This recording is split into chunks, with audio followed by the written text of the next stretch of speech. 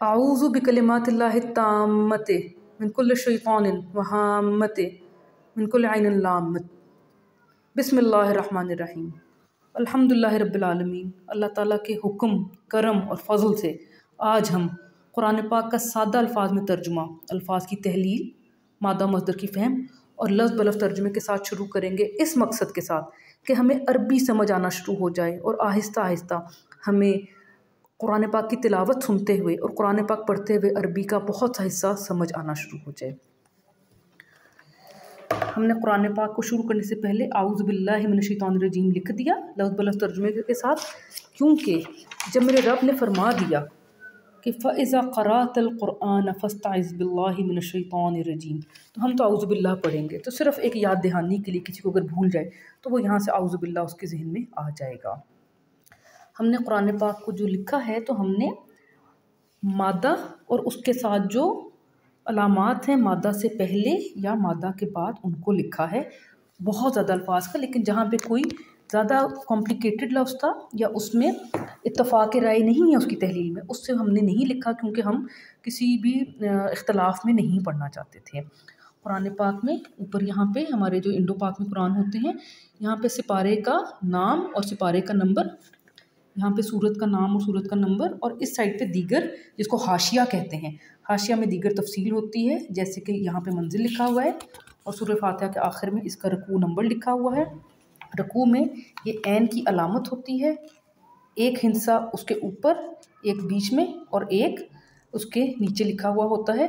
तो ये मैं आपके साथ शेयर करूँगी कि रकू का मतलब क्या होता है, इसका हिस्सा पढ़ने का क्या मतलब होता है, कि इसमें ये इसका सिपारे में रकू नंबर, सूरत में रकू नंबर, और ये जो इसके ऐन के बीच में है आयत, ये एक रकू में कितनी आयात होती हैं, ये वो इसकी अलामत है।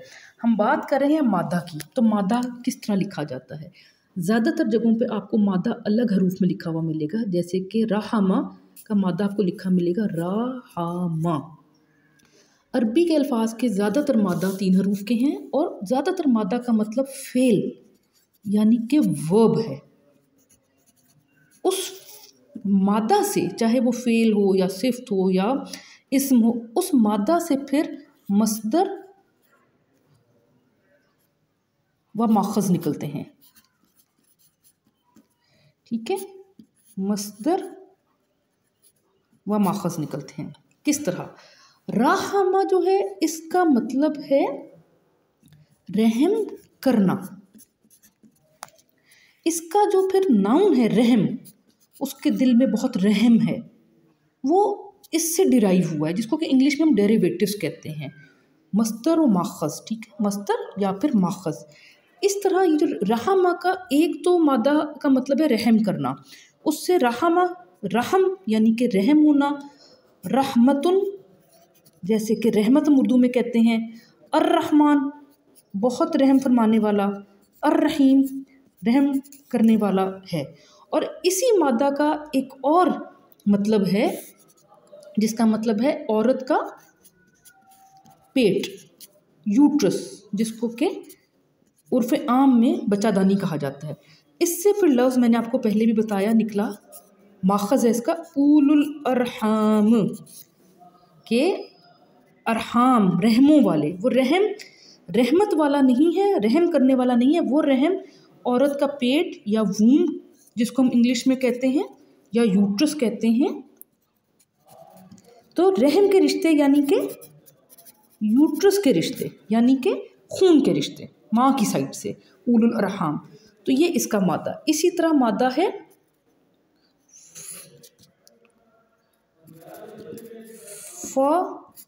फ़ज़ला, इसका मतलब है फ़ज़ल होना, फ़ज़ल करना नहीं, फ़ज़ल होना, फ़ज़ल हो गया किसी पे।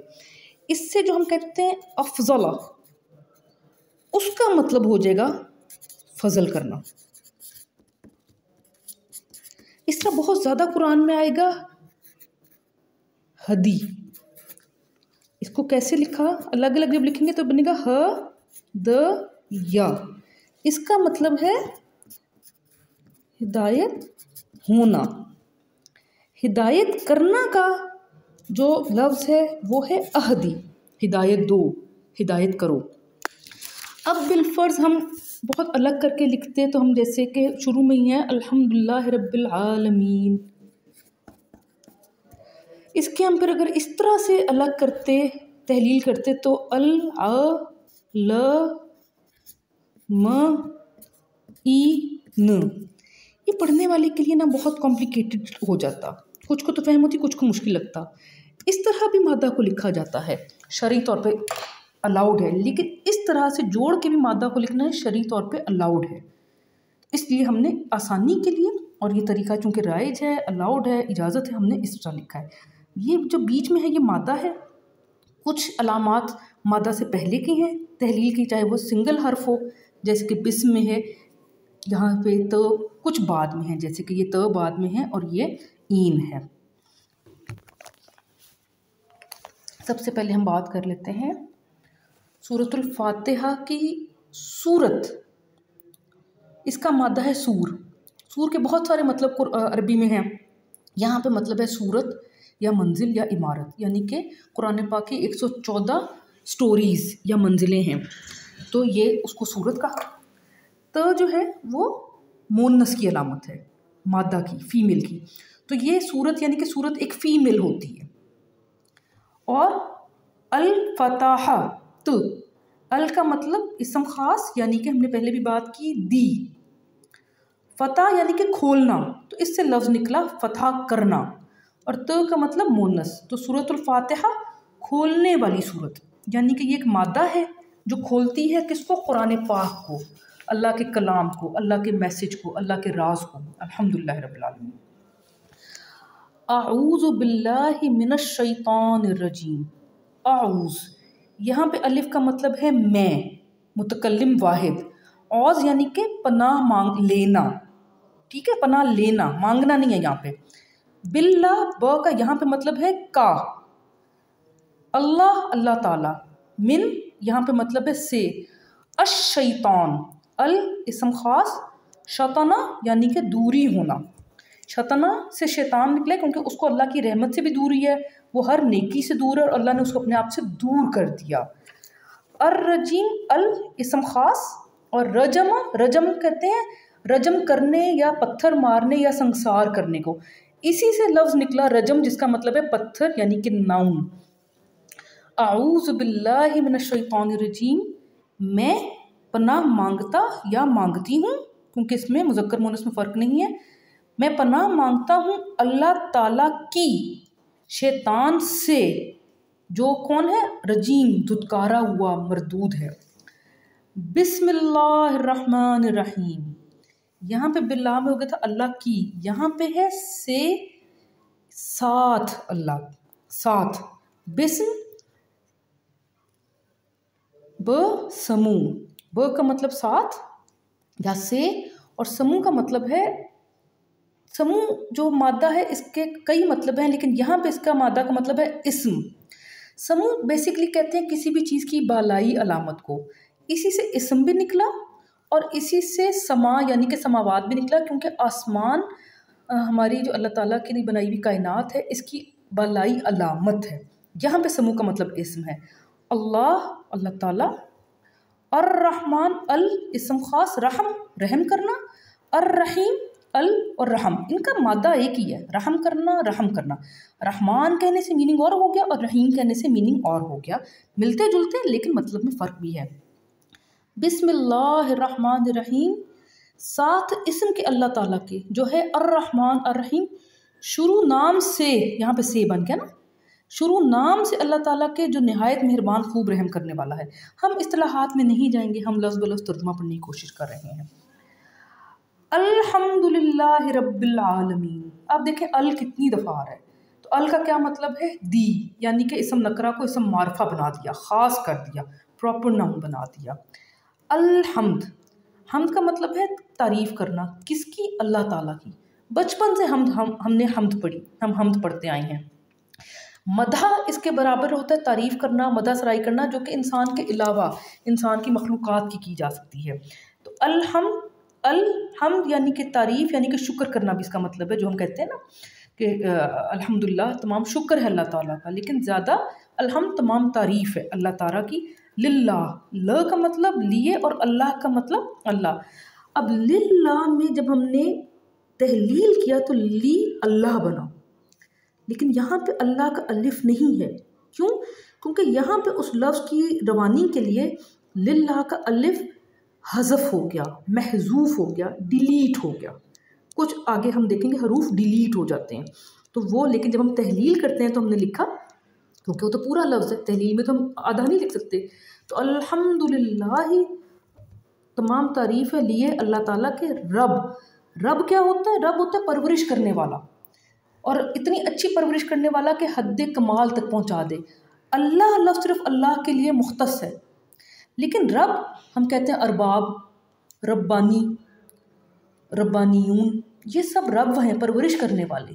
तो ये लफ्ज़ अल्लाह ताला के लिए भी है। अल्लाह को लफ्ज़ बहुत पसंद है क्योंकि अल्लाह परवरिश करता है, लेकिन ये लफ्ज़ इंसानों में भी यूज़ हो सकता है क्योंकि रब्बानी हम इस्तेमाल करते हैं, अरबाब हम इस्तेमाल करते हैं, ये परवरिश करने वाले को कहते हैं। अल आलमीन, अल इसम ख़ास और आलम का मतलब आलम यानी कि जहान, और ईन यहाँ पे हो गया सीगा जमा, ऊन नहीं आया, आलमून और ईन वो कब यूज़ होते हैं वो फिर ग्रामर की इस्तिलाह है, हम उसमें नहीं डलेंगे। अभी हमें पता है कि सीगा जमा की बात हो रही है। अल्हम्दुलिल्लाह रब्बिल आलमीन, तमाम हम्द ऑब्लिक तारीफ़ शुक्र अल्लाह ताला के लिए है जो रब है तमाम आलमीन का। इस किताब में हमने मेंशन किया है जिन किताबों से हमने बहुत ज़्यादा मदद हासिल की अल्हम्दुलिल्लाह, लेकिन हमने तर्जुमा बेसिकली इस्तेमाल किया है मौलाना तकी उस्मानी का। लेकिन मौलाना तकी उस्मानी के जो अल्फाज थे उसको हमने ब्रैकेट में कर दिया, और ख़ुद हमने उन अल्फाज में जिसमें ज़्यादा मैचिंग हमें उर्दू महसूस होती थी हमने वो ब्रैकेट से बाहर लिख दी। 4 दफ़ा आप हम्द पढ़ेंगे तो आपको याद हो जाएगा कि अच्छा यहाँ हम्द का जिक्र हो रहा है। फिर आगे हामिदून, हमीद ये लफ्ज़ आएंगे तो आप कहेंगे अच्छा अल्लाह की तारीफ़, हम्द का जिक्र हो रहा है। आपको जब रूट आपके जहन में कुरान सुनते हुए और पढ़ते हुए आएगा। इसी तरह रब का मतलब परवरदिगार, लेकिन हमने यहाँ पे रब इस्तेमाल किया क्योंकि उर्दू में हम रब लफ्ज़ इस्तेमाल करते हैं। अर्रहमान अर्रहीम, अल इसम ख़ास रहम करना, अल इसम ख़ास रहम करना। तमाम तारीफ़ अल्लाह ताला के लिए जो रब है तमाम आलमीन का। अर्रहमान बहुत मेहरबान है, अर्रहीम बहुत रहम फरमाने वाला है। इसकी इस्तिलाहात में क्या फ़र्क है, उलमा की मुख्तलिफ राय है, वो आप अपने मुताबिक आगे पढ़ सकते हैं। मालिक यौमिद्दीन, मालिक मालका मतलब मालिक या मलकियत होना, फ़ेल। यौम या दिन, ये तो फ़ेल नहीं है, यौम होता तो नहीं, यौम या दिन हम उर्दू में यौम इस्तेमाल करते हैं। अद्दीन, अल का मतलब दी, देन का मतलब होता है द या ना, लेन देन करना, जिससे कि फिर लफ्ज़ निकलता है जज़ा व सज़ा देना। तो हम कहते हैं बदले का दिन, क्यों? क्योंकि उस दिन आप लेन देन कर रहे हैं, आपने जो काम किया उसका बदल आपको मिल गया, जो आपने दिया उसका बदला ले लिया। तो इससे अद्दीन से आपके ज़हन में और लेन देन, वो दिन होगा हमारे लेन देन का, अपने अमाल का ही हमें जवाब मिल जाएगा। तो मालिक है दिन के, लेन देन के, यौमुद्दीन का, यौम जज़ा सज़ा का मालिक है। ईया का नाबुदू, ईया का मतलब सिर्फ, ओनली, का तुम, लेकिन सीग़ा मुज़क्कर, तो आगे हमने मुज़क्कर नहीं लिखा क्योंकि पूरा जो है जिक्र तो मुज़क्कर होता है ना, बेसिकली तो मुज़क्कर सिर्फ वो है अलाम, जो क्या कहते हैं सीग़ा। फिर जब उसको औरत का आप जिक्र करें तो आप तेल लगा देते हैं, औरत की मुज़क्कर का जिक्र करें तो आत लगा देते हैं। जिस तरह बेसिकली तो एक मुज़क्कर का सीग़ा ही होता है ना, इंग्लिश में भी उर्दू में भी, तो हमने मुज़क्कर नहीं लिखा। ईया का सिर्फ तुम मुज़क्कर, कौन मुज़क्कर? अल्लाह ताला। ईया का सिर्फ तुम, नाबुदू ना हम, इसमें सीगा नहीं है, चाहे मैं औरत हूँ, हम लोग औरतें हैं, हम मर्द हैं। अबदा, अबदा भी सीगा फेल है, मादा का मतलब है इबादत या बंदगी करना।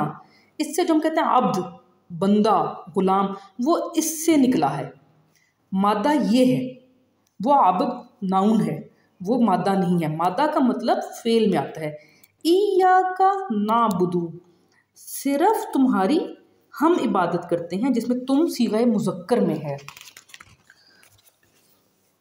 व ईया का नस्ताइन, और तुम मुज़क्कर, नस्ताइन न मतलब हम, इधर सत का मतलब है मांगना।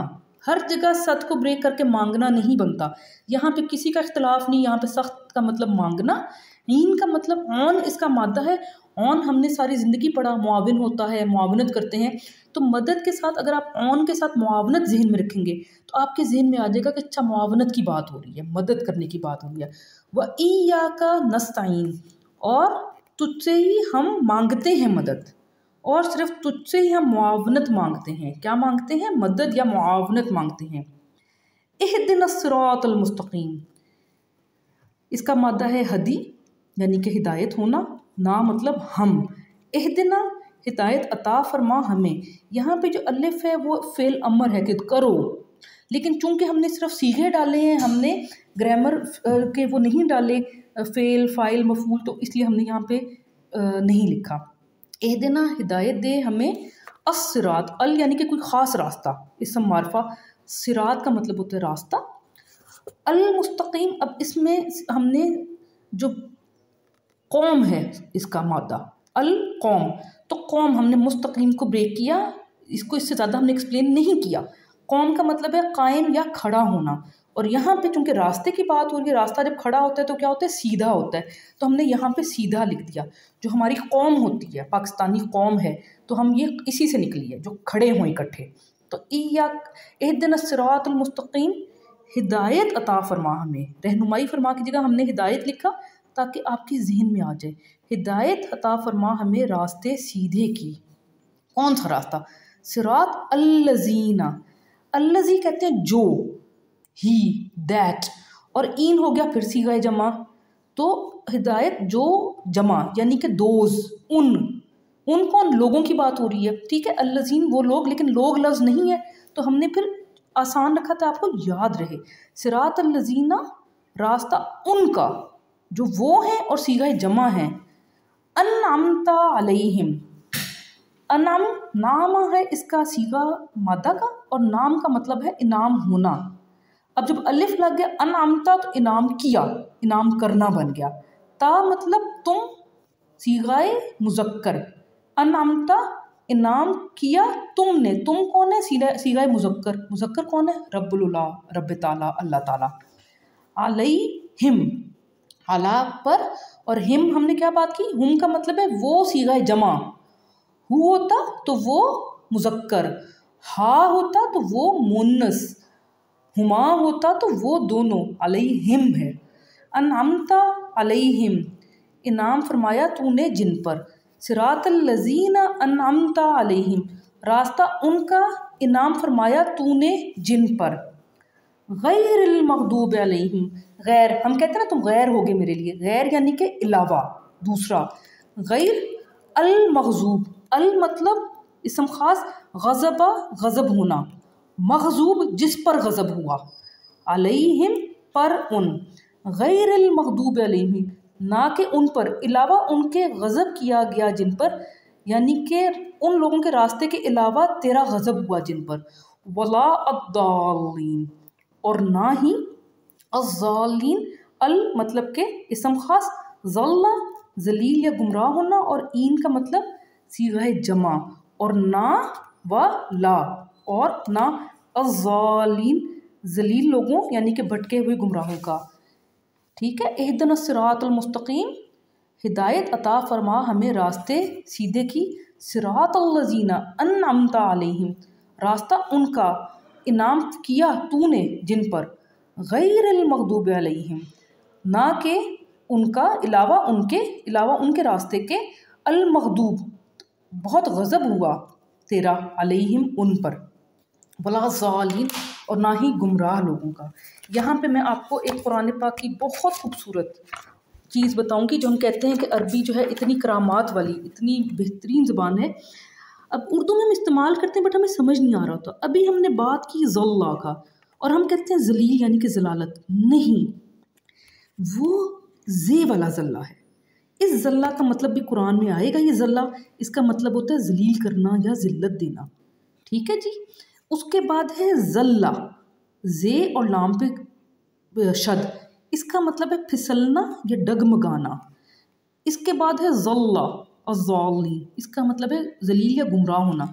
और फिर है ज़ल्ला यानी कि ज़लालत या साया होना, जिससे मिलता जुलता लफ्ज़ ज़ुलमा यानी कि जुल्मत होना, अंधेरा होना, और फिर जुल्म करना उसी से निकला है। इंतहाई खूबसूरत बात। इस तरह जो ज़ल्ला है, इसका जब ज़ल लिखा हो तो उसका मतलब होता है जलजला आना।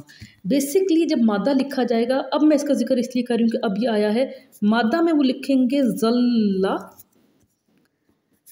जल्ला जल्ला जल्ला। लेकिन अरबी में डबल एल का मतलब होता है शद। जो भी चीज़ 2 दफ़ा आ जाए उसका मतलब होता है शद। तो ये है जल्ला। मैंने ये इस्तिलाह इस्तेमाल की है क्योंकि पढ़ते हुए हम ऐसे ही पढ़ते हैं और ये भी सही है शरई तौर पे और वो भी सही है। जिस तरह पहले हमने पढ़ा रब्बा, रब का मतलब है रब, परवरिश करने वाला, ठीक है। लेकिन आपको रब्बा भी मिलेगा मादा की किताब में कि रब्बा जल्ला। लेकिन ये इस तरह लिखना भी शरई लिहाज से ठीक है। और चूँकि मैं सऊदी अरब में रही हूँ तो मुझे पता है कि इस तरह पढ़ने में ज़्यादा आसानी है। तो अल्हम्दुलिल्लाह हमने इसको अज़्ज़ल्ला जलील या गुमराह वाला है, ठीक है। वो जो ये ज़ल्ला है ये ज़िल्लत वाला है। ये ज़ल्ला फिसलने वाला जिसके मिलता जुलता लफ्ज़ ज़िल यानी कि ज़लज़ला आना है। और ये ज़ल्ला जलील या गुमराह होना है, वो ये जलील गुमराही वाला ये है। और ये ज़ल्ला साया वाला है, साया होना, अंधेरा होना, जुल्मत होना। इसी से जुल्म, ज़ालमा का भी पहला मतलब है जुल्मत या अंधेरा होना, और इसी से फिर लफ्ज़ जुल्म करना। ये सब अल्फाज आगे आगे आएंगे इंशाल्लाह।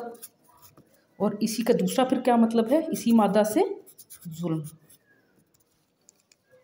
होना। अल्हम्दुलिल्लाह रब्बिल आलमीन। ये लेक्चर थोड़ा लंबा हो गया, लेकिन अल्हम्दुलिल्लाह अल्लाह करे कि आपको सूरह फातिहा से समझ आया तो आगे बहुत आसानी हो जाएगी।